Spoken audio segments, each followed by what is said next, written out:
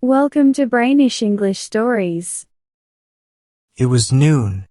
The school door opened, and the kids ran out quickly, pushing each other.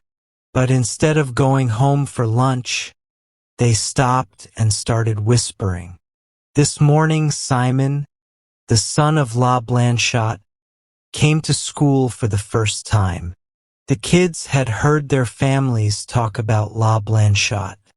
In public, people were nice to her, but at home, the mothers spoke about her with some pity. The kids copied this without knowing why. The kids did not know Simon. He never played outside with them. They did not care about him. They were surprised and happy to hear a boy say, "You know Simon, he has no papa." Just then, Simon came out of the school. He was 7 or 8 years old, pale and very neat. He looked shy and a bit scared.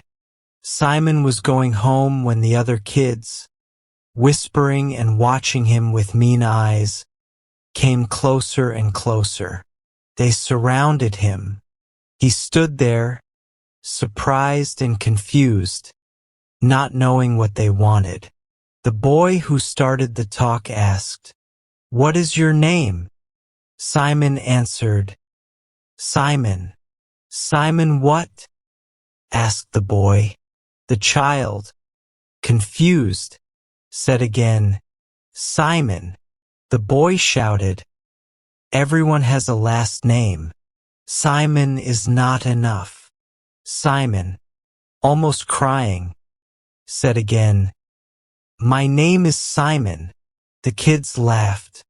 The mean boy shouted, "You can see he has no papa." The kids were shocked. A boy with no papa was strange to them. They felt the same dislike for Simon that their mothers had for La Blanchot. Simon leaned against a tree, feeling very sad.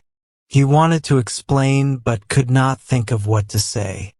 Finally, he shouted, "Yes, I have one." "Where is he?" asked the boy. Simon was silent. He did not know what to say. The children laughed loudly. They felt a strong urge to be mean, like animals attacking a weak one. Simon saw a boy nearby, the son of a widow. This boy was also always alone with his mother. "You don't have a papa either," Simon said. "Yes, I do," said the other boy. "Where is he?" Simon asked. "He is dead," said the boy proudly. "He is in the cemetery." The other kids liked this answer. It seemed better to have a dead papa than no papa at all. These kids, whose fathers were often bad men, pushed each other closer, feeling strong because they had fathers. One boy stuck out his tongue and shouted, "No papa! No papa!" Simon grabbed him by the hair and kicked his legs, biting his cheek. They fought hard. Simon was beaten and fell to the ground, covered in dust.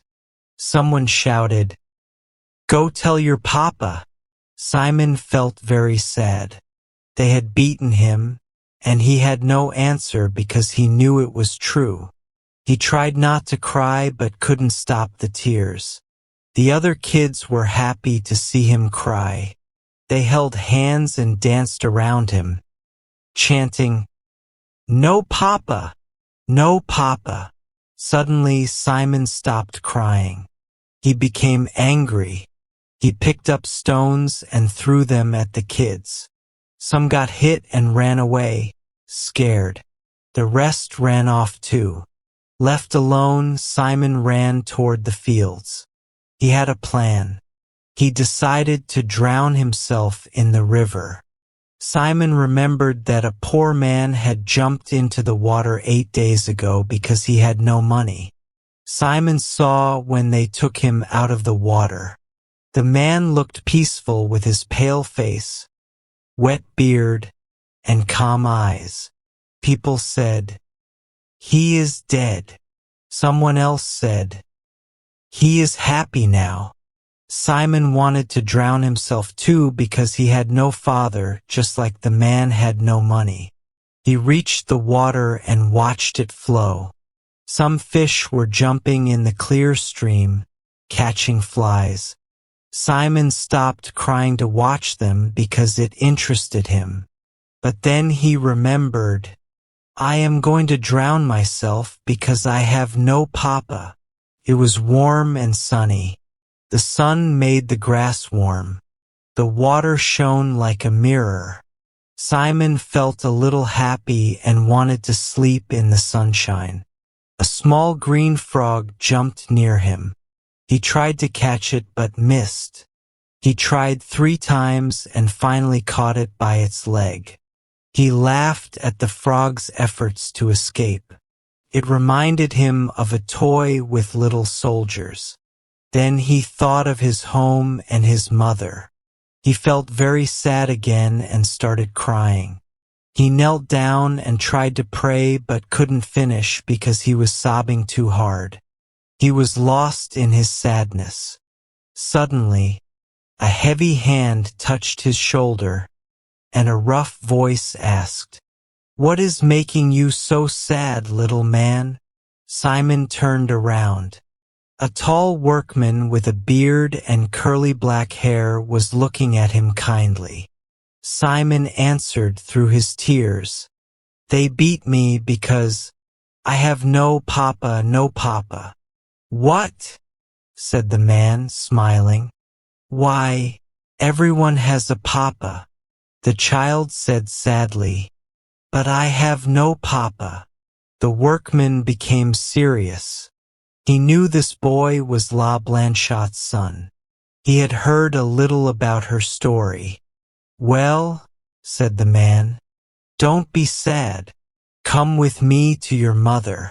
They will give you a papa." They started walking. The big man held the little boy's hand. The man smiled because he wanted to see La Blanchotte, who was very pretty. He thought maybe she would like him. They reached a small, neat white house. "There it is," said the child. He shouted, "Mama!" A woman appeared. The workman stopped smiling. He saw that she was serious and strong. He took off his cap and said, "Madam, I brought your boy back. He was near the river." But Simon hugged his mother and cried, "No, Mama, I wanted to drown myself because the others beat me. They beat me because I have no papa." The woman's cheeks turned red. She hugged her child tightly and cried. The man stood there, not knowing what to do. Then Simon ran to him and asked, "Will you be my papa?" There was a deep silence. La Blanchotte was very sad and leaned against the wall, holding her heart. The child, seeing no answer, said, "If you don't, I will go back and drown myself." The workman thought it was a joke and laughed. "Yes, I will be your papa." "What is your name?" asked the child, "so I can tell the others." "Philip," said the man. Simon was silent for a moment to remember the name. Then he stretched out his arms and said, "Well, Philip, you are my papa." The workman lifted Simon and kissed him on both cheeks. Then he walked away quickly. When Simon went to school the next day, the children laughed at him. After school, Simon said loudly, "My papa's name is Philip." The children laughed more. "Philip who? What kind of name is Philip?" Simon said nothing. He looked at them bravely. The schoolmaster helped him, and Simon went home to his mother. For 3 months, the tall workman, Philip, often walked by La Blanchotte's house. Sometimes he talked to her when she was sewing near the window. She always answered politely but never let him inside. People in the neighborhood started to gossip. Simon loved his new papa. He walked with Philip nearly every evening. He went to school and stayed strong, not answering back to the other children. One day, the boy who first teased Simon said, "You lied. You don't have a papa named Philip." "Why do you say that?" Simon asked, worried. The boy smiled and said, "If he was your papa, he would be your mama's husband." Simon felt confused but said, "He is my papa." "That may be," said the boy, "but he is not really your papa." Simon felt sad and walked to the forge where Philip worked. The forge was dark, with a big fire lighting up the place. 5 blacksmiths were working hard, hitting the red-hot iron. Simon quietly went to Philip and pulled his sleeve. Philip turned around. The work stopped, and everyone watched. Simon said in a small voice, "Philip, the Michaud boy said you are not really my papa." "Why not?" asked the blacksmith. Simon replied, "Because you are not my mama's husband." No one laughed. Philip leaned on his hammer, thinking. His friends watched him. Simon waited, feeling small next to the big men. Suddenly, one of the blacksmiths said, "La Blanchot is a good, honest woman. She would make a good wife for an honest man." The others agreed.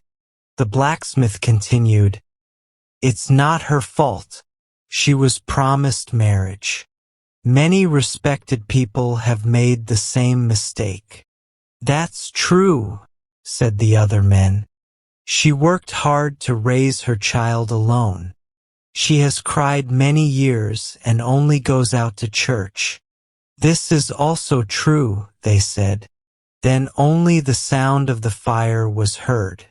Philip bent down to Simon and said, "Go and tell your mother I will talk to her tonight." He gently pushed Simon out. The men went back to work, their hammers hitting the anvils. Philip's hammer was the loudest. When it was dark and the sky was full of stars, Philip knocked on La Blanchot's door. He wore a clean shirt and his beard was trimmed.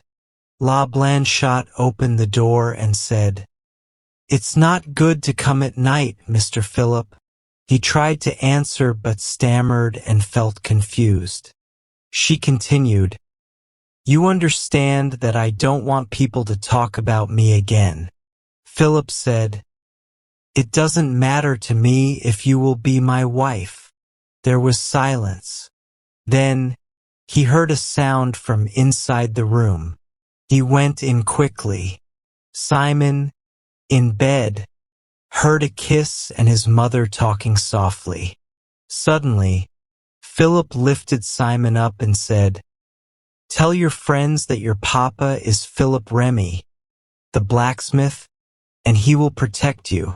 The next day at school, Simon stood up and said, "My papa is Philip Remy, the blacksmith, and he will protect me." No one laughed. Everyone knew Philip Remy, the blacksmith, and they knew he was a strong and proud papa.